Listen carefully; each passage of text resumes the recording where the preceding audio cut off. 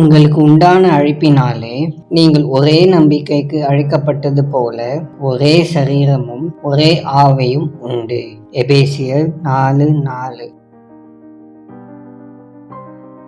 நம்முடைய வாழ்க்கைக்கான தேவனுடைய சித்தத்தை அறிந்து கொள்வதே மிக பெரிய ஞானம். அதுபோல நம்முடைய வாழ்க்கையில் எந்த உயரத்தை அடைந்தாலும் தேவனுடைய சித்தத்தை நிறைவேற்றுவதே மிக பெரிய சாதனை ஆகும்.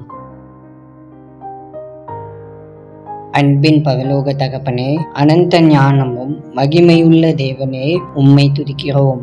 ஆண்டவரே, இதுவரையில் நீர் எங்களை நடத்தி வந்த உம்முடைய மாறாத கிருபைக்காக உமக்கு நன்றிகளை செலுத்துகிறோம். தேவனே, எங்களுடைய வாழ்க்கைக்கான உம்முடைய சித்தத்தை அறியும் ஞானத்தையும் அதை நிறைவேற்ற வேண்டிய கிருபையையும் எங்களுக்கு தாரும். இந்த நாளிலும் உம்முடைய பிரசன்னம் எங்களை வழிநடத்தட்டும். இயேசுவின் மூலம் ஜெபிக்கிறோம் எங்கள் பிதாவே. ஆமென்.